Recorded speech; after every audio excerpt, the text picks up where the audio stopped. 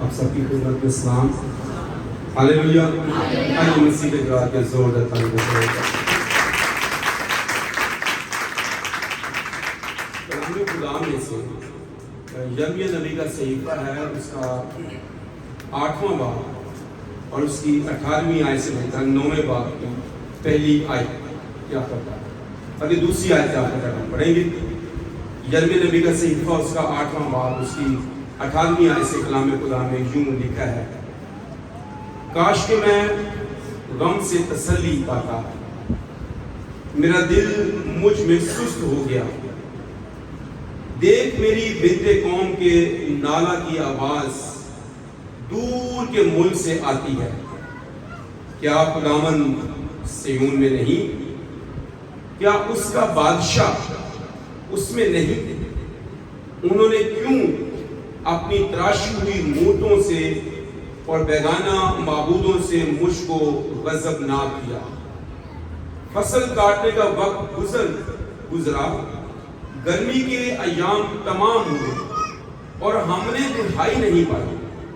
اپنی بنت قوم کی شکستگی کے سبب سے میں شکستہ حال ہوا، میں اٹھتا رہتا ہوں. حیرت نے مجھے دبا لیا. کیا جلاد میں روغنے برسان نہیں ہے؟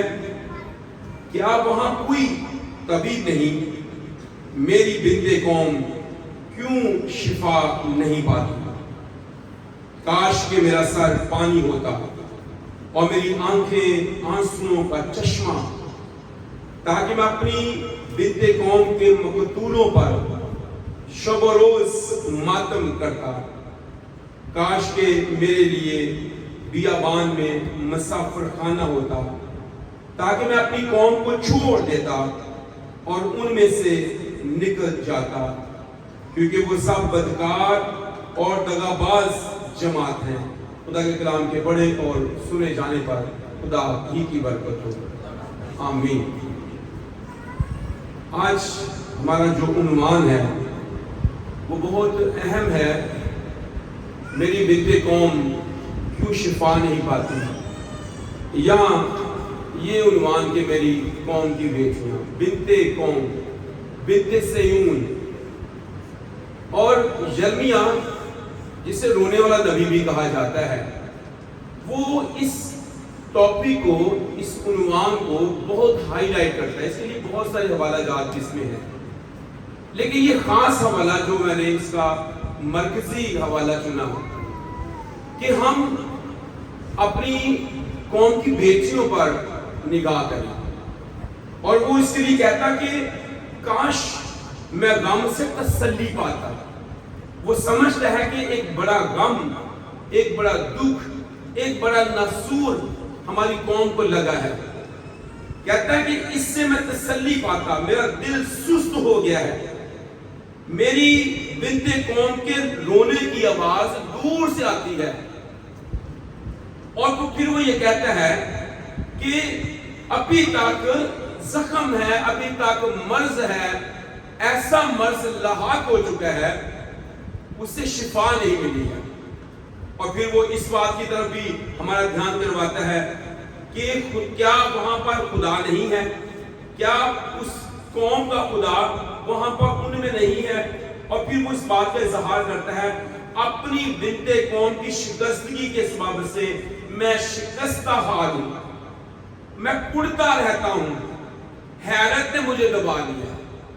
میری قوم کی شکستگی، میری قوم کے گناہ، میری قوم کے نالہ، میری قوم کی بیٹیوں کے اس گناہ کے سبب سے وہ کہتا ہے میں کڑتا رہتا ہوں. اور پھر وہ 22ویں آدمی اس کا اور واضح بیان کرتا ہے: کیا جلاد میں روغنے برسان نہیں ہے؟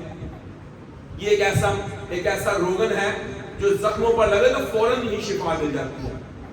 اور ہمارے پاس روغنے برسان جو ہمارا ہے وہ خداوند یسوع مسیح ہے، جو ہمیں دکھوں سے، گناہوں سے رہائی دیتا ہے. کہتا کیا وہاں پر روغنے برسان نہیں ہے؟ کیا وہاں کوئی طبیب نہیں ہے؟ ہمارے پاس تو طبیب اعظم ہے جو شفا دیتا ہے. یہ سوالیہ نشان اس کے آگے ہیں. اور تیسری بات وہ کہتا ہے کہ میری بنت قوم کیوں شفا نہیں پاتی. اگر روغن برسان بھی وہاں ہے، اگر طبیب بھی وہاں پر ہے، پھر وہ شفا کیوں نہیں پاتی؟ اور 9ویں باب کی پہلی آیت میں کہتا ہے کاش میرا سر پانی ہوتا اور میری آنکھیں آنسوؤں کا چشمہ ہوتی تو میں کرتا کیا؟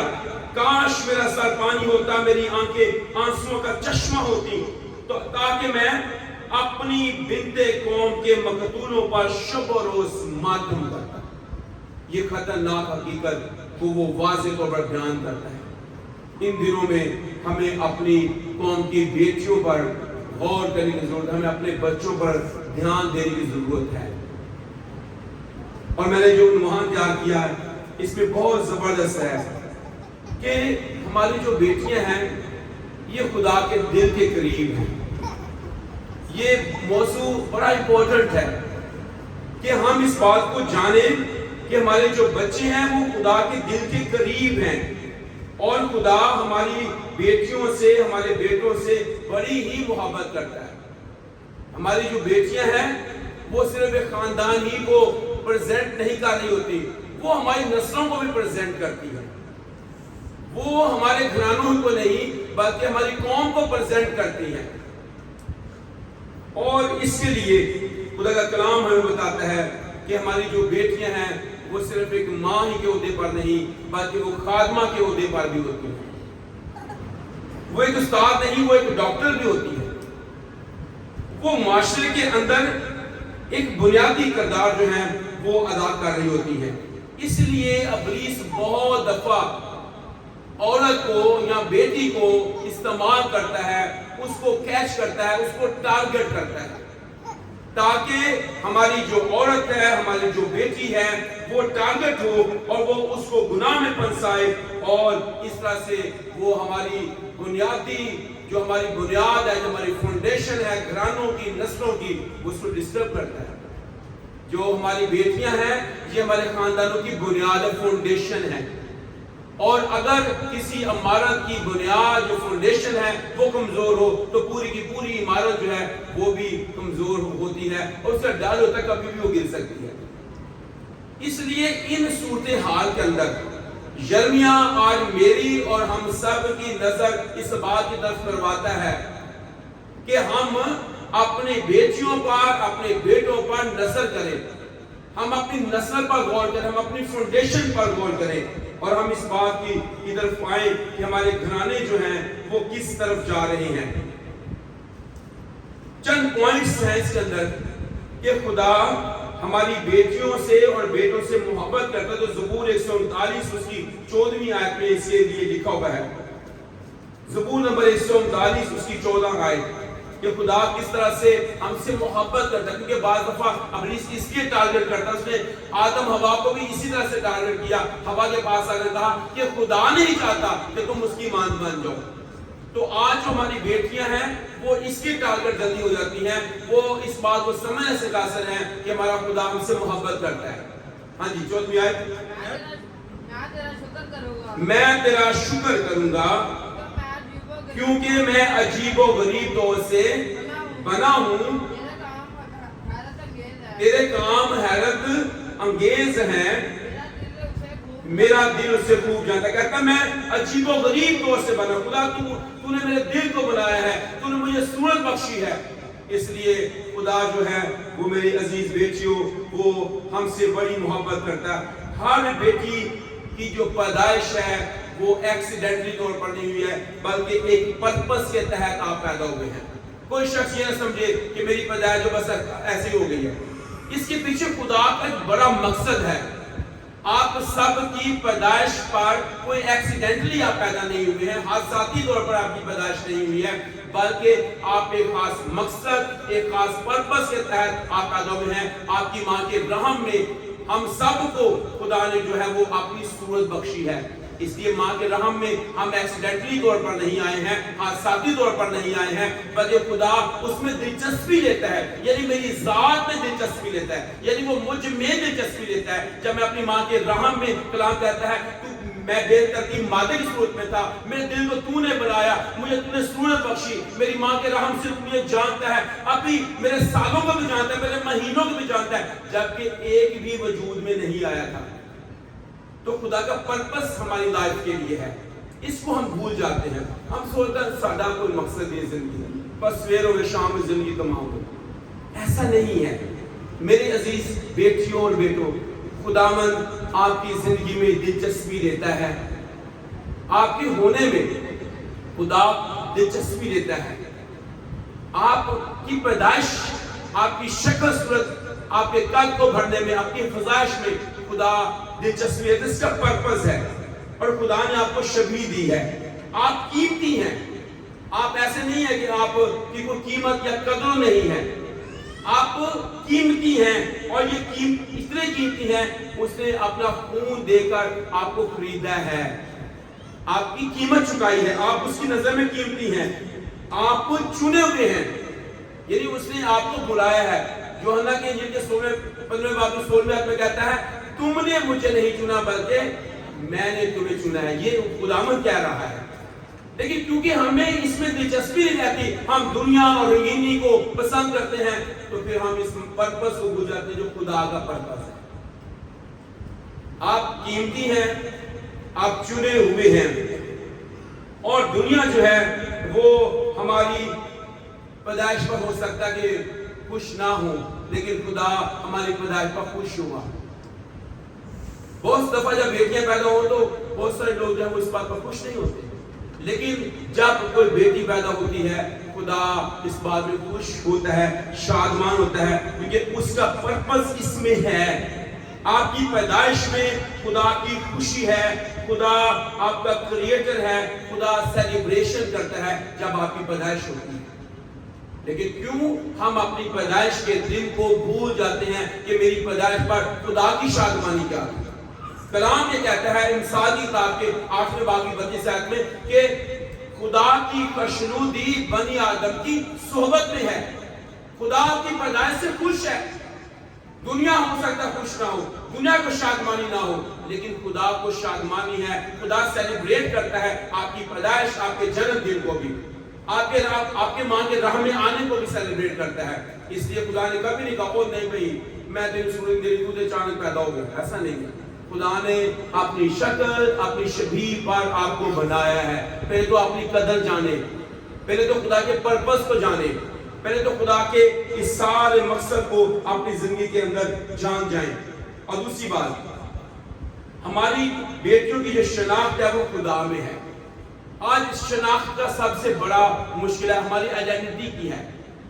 ہماری شناخت کیا ہے؟ تو خدا سب سے پہلے ہماری شناخت میں دلچسپی لیتا ہے.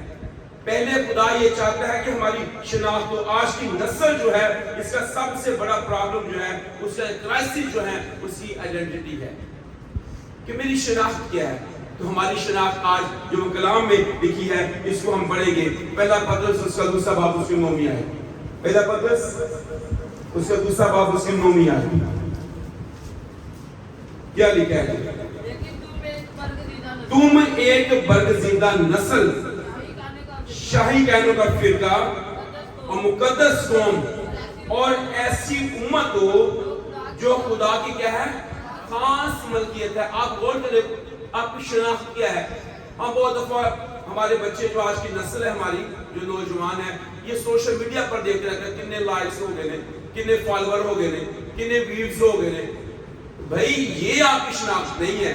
کتنے لوگ آپ کو لائک کرتے ہیں سوشل میڈیا پر, فون پر, میسیج کتنے, واٹس ایپ پر میسیج کتنے ہیں, کتنے لوگوں نے آپ کا جنم دن سیلیبریٹ کیا. بھئی ایک بندے نے بھی نہ کیا ہو, لیکن خداوند آپ کا جنم دن بھی سیلیبریٹ کرتا ہے. بھئی کوئی آپ کی صورت اور اپنی شکل پر آپ کو اتنا پسند نہ کرتا ہو, لیکن خداوند جس نے آپ کو شکل اور شبیہ دی ہے وہ آپ کو بہت زیادہ لائک کرتا, پسند کرتا اور آپ سے محبت کرتا ہے. اور آپ کی شناخت اس میں یہ ہے کہ آپ شاہی کہنوں کا فرقہ اور مقدس قوم ہے. لیکن ہم بہت دفعہ سوشل میڈیا کے بہکاؤ میں بہہ جاتے ہیں. ہم اس کو دیکھتے ہیں اور گلے میں چھوٹی تعریف کریں, جھوٹی تعریفاں, جھوٹے جناب ایموجیز لگا دیے, اس میں ہم شادمان ہوتے ہیں. کوئی جھوٹی تعریف کر دیتا ہے, ہم کہتے ہیں ہاں یار بہت اچھا, میں نے سے جانتا ہے, میں نے سے سمجھتا ہے, میں نے سے انڈرسٹینڈ کرتا ہے. نہیں عزیزو, خداوند میں آپ کی شناخت ہے. خداوند کہتا ہے میں پہلے دن سے تجھے جانتا ہوں. اس سے زیادہ کوئی نہیں آپ کو جانتا جتنا آپ کا خدا آپ کو جانتا ہے. آپ کی پیدائش کے روز سے ہی آپ کو وہ جانتا ہے. آپ مانگ رہا میں تو आपको जानता है, अभी आपका एक दिन भी आप वजूद में नहीं आया था, तब से आपको जानता है. तो फिर social media, Facebook, WhatsApp, Twitter, ये वो, इस पर टिकटॉक पर जाकर आप समझते हैं शायद यहाँ पर आपकी बहुत ज्यादा तारीफें हो रही हैं, बहुत ज्यादा लाइक्स आ रहे हैं, बहुत ज्यादा कमेंट्स आ रहे हैं, बहुत ज्यादा व्यूज बढ़ गए हैं. ये सब जीरो है, ये सब झूठ की दुनिया है. ये आपको फंसाने के लिए, ये आपको तबाह करने के लिए है. और कलाम ये कहता है हम खुदावंद में देखें कि हम उसके लिए कितने इम्पोर्टेंट हैं. दुनिया के लोग आपको सोशल मीडिया पर गाड़ी, आपके कपड़े और आपकी झूठी तारीफें करके आपको आपके खुदा से दूर करते हैं. जब भी कोई आपकी तारीफ करे आप जान जाएं ये इब्लीस का हथियार है. झूठी तारीफ इब्लीस का हथियार है. आप लगते नहीं हैं, आप तो ऐसे लगते हैं, आप तो ऐसा लगते हैं. ये झूठी तारीफें आपको आपके खुदा से दूर करती हैं. आप खुदावंद में जुड़े हुए हैं, आप खुदावंद में आपकी पहचान है, आप खुदावंद में कीमती हैं. आप दुनिया के लिए नहीं हैं, दुनिया की तारीफों के लिए नहीं. झूठी तारीफें आपको खुदा से दूर करती हैं, आपके खुदा से. इसलिए आपने गौर करनी है कि आपकी पहचान जो है वो खुदावंद में है. आप रिजेक्टेड भी नहीं है. बात हम सोचते सानू ते कोई जानता ही नहीं है, सानू पसंद नहीं कर दे, सानू जनाब को शाबाश नहीं मिलती, सानू तो कोई तारीफ नहीं होगी. आप इनके पीछे मत भागें. ये रिजेक्टेड चीजें, आप रिजेक्टेड नहीं है. आप खुदा की हजूरी में आप रिजेक्टेड नहीं हैं, आप यूजलेस भी नहीं हैं. आप ऐसे हैं जो खुदावंद के लिए बुलाए हुए हैं, चुने हुए हैं, जो ब्लेस्ड हैं, जिनमें खुदावंद बसता है, जिनमें रहता है, जिनमें चलता फिरता है, जिनका नाम जानता है. हो सकता है लोग आपका नाम ना जानते हो. मैं देखा जब कोई मोहब्बत जाहिर करता है, कोशिश करता है कि मैं इसका कोई और नाम रखूं. इब्लीस का ये सबसे बड़ा हथियार है. वो आपके उल्टे सीधे नाम भी रखता है. पता है दानियल सदर में सब ने जो के नाम ही बदल दिए. आपके नाम में आपकी पहचान बड़ी है. आपको लोग छोटे छोटे नाम बनाकर इमोजीज वाले और आपको कहते हैं कि आप ये लगते हैं, लगती हैं. आप उस पर अलर्ट हो जाइए. इब्लीस का ख्याल है. इब्लीस आपकी शनाख्त, आपका नाम भी छीनता है, आपकी झूठी तारीफ करता है, क्योंकि वो ऐसा करके आपको बहकाना चाहता है. उसने हवा के साथ ऐसा किया. लेकिन आज कौम की बेटियों, इस बात के लिए हमें अलर्ट होने की जरूरत है. हमें ऐसी बातों में ना कहना शुरू करने की जरूरत है. आप रॉयल हैं और अभी हमने पढ़ा भी है, तुम शाही कहनों का फिरका. आप रॉयल हैं. आप पहले से अपनी जिंदगी पर गौर करें कि आप तो पहले पर रॉयल हैं, आप तो पहले शाही कहनों का फिरका हैं. आप और क्या तारीफ होगी इससे ज्यादा. आप तो पहले खास मलकियत हैं, आप तो पहले बुलाए गए हैं. आपका तो नाम खुदावंद ने रख दिया है. आपकी तो सूरत उसने अपने हाथ की थैली पर खोद रखी है. और बाद में हम सोचते हैं और मैं उसकी फोटो जनाब लगा अपने कमरे जलाई हुई है. और भाई हमारे खुदावंद ने तो ऐसी मोहब्बत की, उसे मेरी फोटो, मेरी सूरत अपने हाथ की हथेली पर खोद रखी है. इससे ज्यादा क्या मोहब्बत दुनिया ऐसी मोहब्बत नहीं कर सकती. कोई शख्स मुझे इससे ज्यादा मोहब्बत नहीं कर सकता. इसलिए मेरी बेटियों, मेरे बेटों, हमें अलर्ट होना है. इब्लीस झूठा है और वो झूठ बोलता है, उनसे हमें बचने की जरूरत है. तीसरी बात, शैतान हमारी बेटियों को कैसे तबाह करता है. उनको डिप्रेशन में डाल देता है. तेरा को मुश्किल मिली नहीं है, तू कोई तरक्की नहीं कर सकती. अगर तू ऐसे आवे तो फिर तू तरक्की कर ले, अगर तू वहां हो तो फिर तू तरक्की करेगी. डिप्रेशन में चली जाती है बेटियां, और इसकी वजह खुदा से दूरी है. जो डिप्रेशन में जाना है ना, जो तन्हाई का शिकार होना है, जो बेदिल होना है, उदास रहना है, ये इब्लीस का बहुत बड़ा हथियार है. ये खुदा से दूरी है. आप अपने खुदावंद की रफाकत में रहना शुरू करें, डिप्रेशन नहीं होएगा, तन्हाई नहीं होएगी, उदासी नहीं होएगी, वेले नहीं होगे कि फोन लगे होने, इधर काला लगे, उधर मैसेज लगे. ये डिप्रेशन में तब जाता है जब उसे खुदा की रफाकत नहीं मिलती. तो डिप्रेशन में नहीं जाना. आप किसी तरह से भी अपने आप को गुर्बत में भी ना जाने. कनायत पसंदी बड़ी इंपॉर्टेंट चीज है. कल ये भी मैं अपनी बाइबल स्टडी क्लास में सिखा रहा था. पौलुस रसूल कहता है कि हम कनायत पसंद भी हों. जो कुछ हमारे पास है, वो ओहदा है, वो शक्ल सूरत है, वो स्टेटस है, वो आपका घर है, वो आपका रूम है, वो आपके वालिदैन है, वो आपके बहन भाई हैं. आप इस बात पर कनायत पसंद रहें. آپ اس پر قناعت پسند رہیں گے تو یہ شکرگزاری ہے. آپ کی قناعت پسندی آپ کے ایمان کا حصہ بن جائے کہ آپ جس عہدے پر ہیں، جس جگہ پر ہیں، جس سٹیٹس پر ہیں، جس مقام پر ہیں، خداوند کی شکرگزاری ہو، کیونکہ خداوند نے آپ کو وہاں رکھا ہوا ہے اور اسے آگے بھی خداوند لے جائے گا. ہم بعض دفعہ اپنی اس لیے بھی جو نشاور کرتے ہیں سٹیٹس بڑھ جائے گا، ترقی ہو جائے گی، کامیابی ہو جائے گی، کچھ نہیں ہونے والا. ابلیس کا یہ ہتھیار ہے، آپ کو ترقی ملے گی. ابلیس کبھی ترقی نہیں دیتا. ابلیس نے تو یہی کہا نا ہوا سے کہ خدا نہیں چاہتا کہ تم اس کی مانند بن جاؤ. یہ دھوکہ دیا اس نے اور خدا سے ہمیشہ کے لیے ان کے رشتے کو توڑ دیا. آج بھی بہت سارا ابلیس دھوکہ دیتا ہے. وہ ہمارے دوستوں، ہمارے کلاس فیلوز، ہمارے آس پڑوس کے لوگوں کی جھوٹی تعریفوں کے سبب سے ہمارے سامنے آتا ہے. جب بھی کوئی آ کر آپ کی وہ تعریفیں کرے جو آپ نہیں ہیں تو آپ سمجھ جائیں یہ ابلیس ہے. اس شخص کے اندر ابلیس کام کر رہا ہے. اس شخص کے اندر ابلیس ہے جو مجھے ڈپریشن میں ڈال رہا ہے، جو مجھے غربت کی باتیں کر رہا ہے، وہ ٹوٹے رشتوں کی باتیں کر رہا ہے. تجھے کوئی پیار نہیں کرتا، تیری ماں پیار نہیں کرتا، تیرا پیو پیار نہیں کرتا، تینوں ماریا، تینوں اینج کیتا، تینوں مت اس بہکاوے میں. اور اپنے گھر میں آنے سے کبھی خوف زدہ نہ ہو. اپنے گھر کو آپ ایسا کلا جانے جہاں پر آپ کی عزت، آپ کی جان، آپ کا ایمان، آپ بالکل محفوظ ہیں. آپ کا گھر سب سے بڑا کلا ہے. دنیا میں کوئی ایسا کلا نہیں ہے، دنیا میں کوئی ایسی جگہ نہیں ہے جہاں پر آپ سیف ہیں. وہ سب سے بڑا گھر آپ کے والدین کا گھر ہے جہاں پر آپ سیف ہیں. کسی چاچے مامے پھوپھ ماسی خالہ کا گھر آپ کے لیے سیف اتنا نہیں ہے جتنا آپ کا اپنا گھر سیف ہے. ہو سکتا ہے اے سی نہ لگا ہو، ماسی کا لگا ہو سکتا ہے آپ کے گھر میں 4 وہیل گاڑی نہ ہو، آپ کے کسی رشتہ دار کے ہاں ہو، پر اس کے چکر میں آپ نے کبھی اپنی زندگی کو دو پر نہیں لگانا.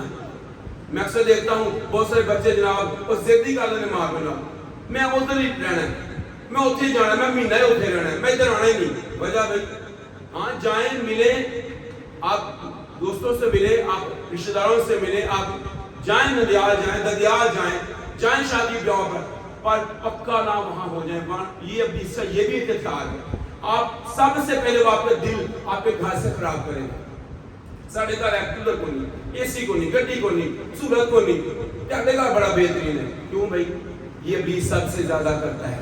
جو کچھ آپ کے پاس ہے اگر اس کے اگینسٹ کچھ بھی ابلیس کرتا ہے تو سمجھئے ابلیس کر رہا ہے.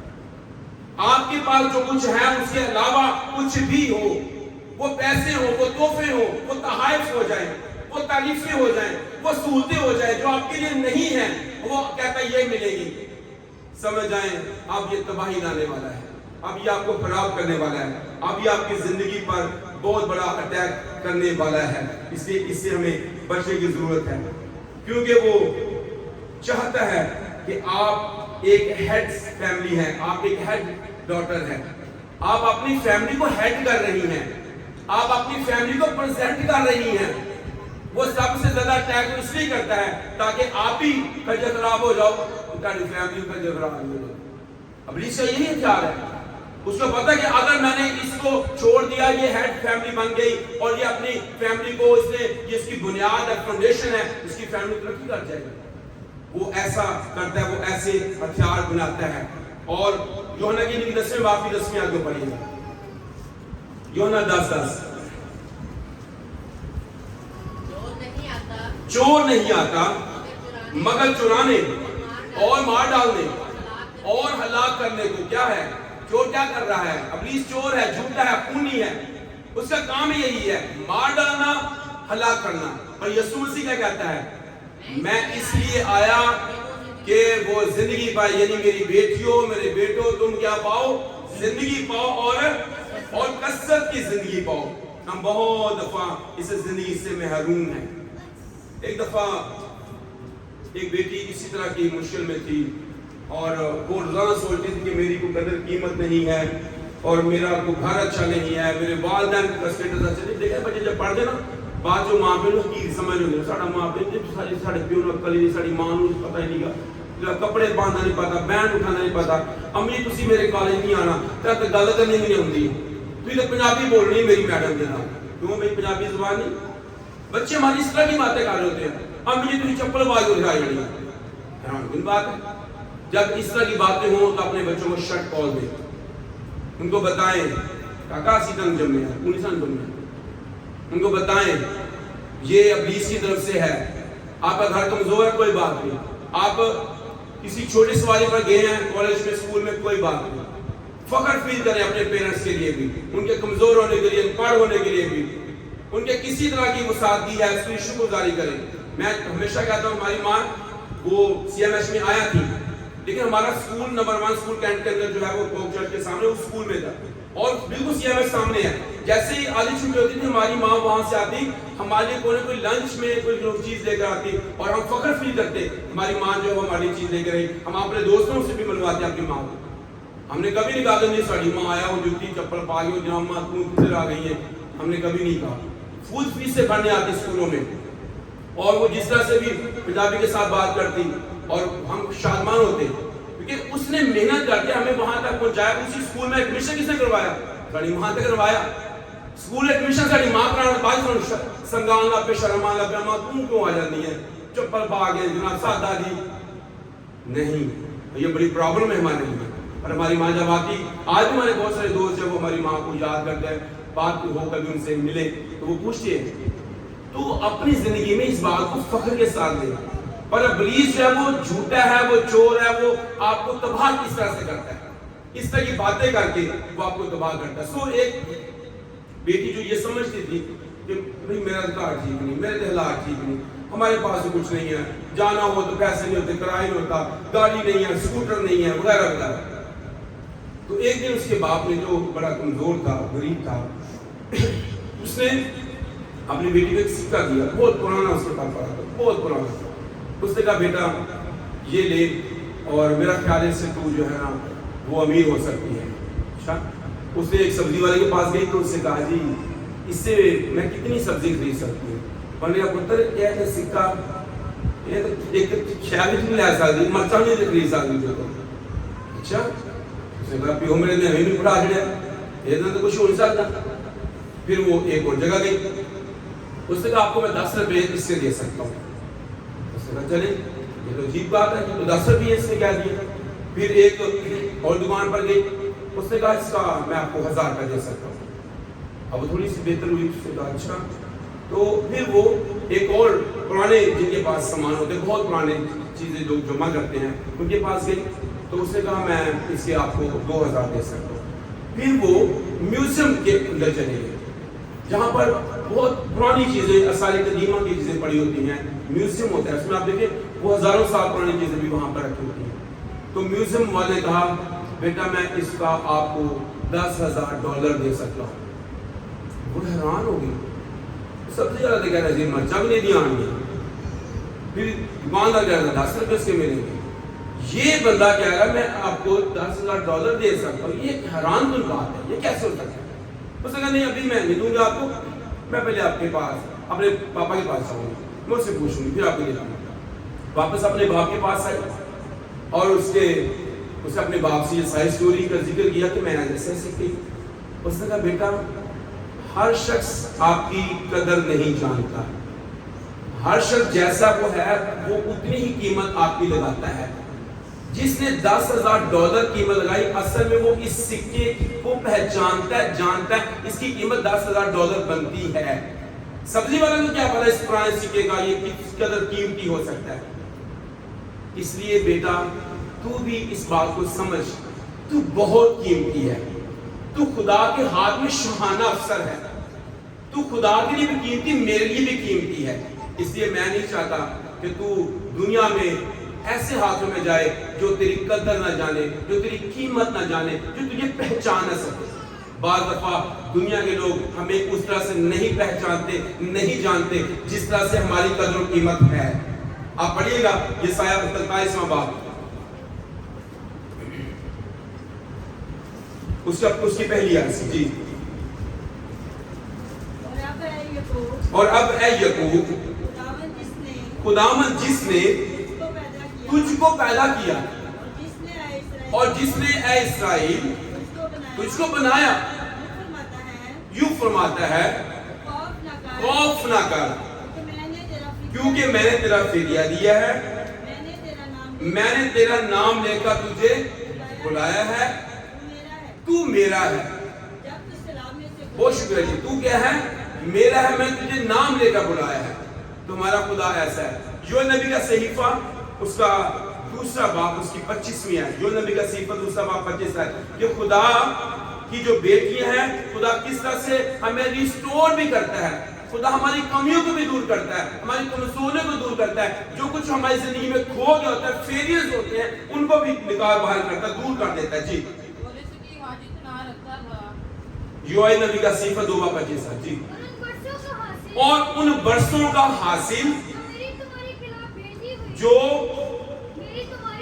جو میری تمہارے خلاف بیچی ہوئی فوجیں ہیں. ہاں جی ہاں جی ہاں جی. تم کو میں کیا کروں گا؟ میں خدا فرماتا میں تم کو واپس دوں گا. اگر ہو سکتا کسی جگہ اپنے فیل ہوئے ہیں, خدا واپس دے گا. خدا کی عزت کو بڑھائے گا. عزت تیری بڑھاوے گا یعقوب کا خدا. خدا عزت ہی بڑھا دے گا. کہیں انسلٹ ہوئی ہے, خدا اس کو بھی واپس لائے گا کہ آپ کی عزت بڑھا دے. کہیں آپ فیل ہوئے, خدا آپ کو کامیاب کر دے گا. کہیں آپ سے غلطیاں ہوئی ہیں, خدا غلطیوں کو معاف کر دے گا, آپ کو ریسٹور کر دے گا. پر آپ خدا کے پاس ہیں. خدا تمام چیزوں کو جو کھو گئی ہیں, جو پیچھے رہ گئی ہیں, عزت ہے, پاکیزگی ہے, خدا سب کچھ کو واپس لائے گا. خدا آپ کی زندگی میں دلچسپی لیتا ہے. اور آخری بات میری بیٹیوں, خدا کا پرپس آپ کے لیے ہے. آپ ایک پرپس کے تحت خدا نے آپ کو پیدا کیا ہے.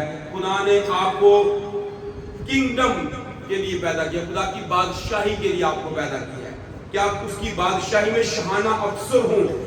آپ اس کی بادشاہی کے اندر اس طرح سے ہوں جیسے آستر جس نے اپنی قوم کو بچا لیا, جیسے دبورا جس کی لیڈرشپ میں اس کی قوم نے ترقی کی, جیسی مریم مقدسہ جس نے تابعداری کی اور وہ یسوع مسیح کی ماں کہلائی. خدا میری بیٹیوں کے اندر اس طرح سے کام کرنا چاہتا ہے, اس طرح سے آنا چاہتا ہے. اگر آپ سمجھتے ہیں کہ آپ کی زندگی کے اندر خلا آیا ہے تو آج واپس آ کر ہمیں اس کے ساتھ دعا میں وقت گزارنا ہے, خدا کے کلام کو پڑھنے میں وقت گزارنا ہے. ہمیں اپنی کالنگ پر فوکس کرنا ہے. میرا بلاوا کیا ہے, میری کالنگ کیا ہے, میرا بنانے کا مقصد پرپس کیا ہے. میں حادثاتی طور پر نہیں ہوں. خدا نے مجھے ایک پرپس کے تحت جو ہے وہ بنایا ہے. اور اگر کوئی یہ سمجھتا ہے کہ میری زندگی اب ٹوٹ چکی ہے, میرا ریلیشن ٹوٹ چکا ہے خدا سے بھی, خاندان سے بھی, تو خداوند ریلیشن شپ کو دوبارہ سے جوڑ سکتا ہے. آپ ریجیکٹڈ نہیں ہیں. کبھی بھی یہ سمجھے کہ میں بس ریجیکٹ ہو گیا, میری واسطے آگے راستہ نہیں ہے. راستہ ہے. خداوند آپ سے محبت کرتا ہے اور وہ فرماتا ہے میرے پاس آؤ, میں تم کو آرام دوں گا. ہماری قوم کی بیٹیاں کمزور نہیں ہیں, بلکہ خدا کے ہاتھ میں ایک طاقتور ہتھیار کی طرح ہیں, جیسے آستر, جیسے دبورا, جیسے مریم مقدسہ, حنا, بے شمار. آپ خدا کے ہاتھ میں ہیں. آپ ایک زبردست ہتھیار ہیں, آپ زبردست سورما ہیں. جیسے خدا نے جدعون سے کہا اے زبردست سورما, وہ آپ کو بھی کہتا ہے کہ آپ کیا ہیں, آپ زبردست سورما ہیں. دیکھیے گا آخری حوالہ یسایہ اس کا 30واں باب, یسایہ نبی کا صحیفہ ہے, اس کا 30واں باب اس کی 16ویں ہے. اچھا یہ غور سے پڑھنا ہے, غور سے سننا ہے. اگر کوئی بیٹی اب وفادار نہیں رہنا چاہتی, آگے نہیں بڑھنا چاہتی, پھر خدا تنبیہ بھی کر رہا ہے. جی خداوند فرماتا ہے چونکہ سیون کی بیٹیاں متکبر ہیں اور گردن کش اور شوق چشمی سے خرامہ ہوئی ہیں اور اپنے پاؤں سے ناز رفتاری کرتی اور گھنگرو بجاتی جاتی ہیں. اس لیے خداوند سیون کی بیٹیوں کے سر گنجے اور یہودا ان کے بدن بے پردہ کر دے گا. اس دن خداوند ان کے خلخال کی ذبائش اور جالیاں اور چاند لے گا اور اویزے اور پونچھیاں اور نقاب اور تاج اور پازیب اور پٹکے اور عطردان اور تعویذ اور انگوٹھیاں اور نتھ اور نفیس پوشاکیں اور اوڑھنیاں اور دوپٹے اور کیسے آرسیاں اور باریک کتانی لباس اور دستاریں اور برقعے بھی، اور یوں ہوگا کہ خوشبو کے عوض سڑاہٹ ہوگی اور پٹکے کے بدلے رسی اور گندے ہوئے بالوں کی جگہ چندراپن اور نفیس لباس کے عوض کانٹ اور حسن کے بدلے داغ۔ تیرے بہادر تیگ ہوں گے اور تیرے پہلوان جنگ میں قتل ہوں گے، اس کے پھاٹک ماتم اور نوحہ کریں گے اور وہ اجاڑ ہو کر خاک پر بیٹھیں گی۔ اگر ہماری بیٹیاں خدا کے ساتھ نہیں چلیں گی، اس مقصد کو نہیں پہچانیں گی، اس میں بہت ساری باتیں، یہ بڑا لمبا میسج ہے۔ آج دیکھیں بہت ساری بہنوں کے پاس دوپٹے نہیں ہیں اور رسیاں ہی نہیں، گال چپائیاں ہونی ہیں، دوپٹے کے لیے لانا ملے، چندرا پن آ جائے گا، ان کے بال جو ہیں وہ گر جائیں گے، کھلے بال آگے کھلے پھر دیں گے۔ خدا کہتا ہے کہ اگر تم اس طرح سے نہیں اپنے آپ کو سواری، اس طرح سے خدا میں چاہتا ہے تو یہ سب چیزیں میں تم سے لے لوں گا اور تمہارے جوان جو ہیں، تمہارے پہلوان جو ہیں وہ جنگ میں قتل ہوں گے۔ یہ ایک ایک بات آپ اس کو گھر جا کر دوبارہ پھر پڑھیے گا، خداوند سے ان کی بیٹیوں کے ساتھ گنجے کر دے گا اور خداوند ان کو کس طرح سے ان کے داغ ہوں گے اور سب چیزیں، یہ سب کچھ اس لیے ہوگا، ان کے لباس کس طرح کے ہوں گے۔ خداوند، میں ایک بات کو پڑھ رہا تھا، کہتا ہے خدا نے اپنے کلام میں خواتین کے لیے، بیٹیوں بہنوں کے لیے کہا ہے کون سا لباس پہننا ہے؟ کون سا لباس بھائیو؟ حیادار۔ تو وہ لکھنے والا لکھتا ہے پر ہماری بہنوں بیٹیوں نے تو ہوادار لباس پہننا شروع کر دیا۔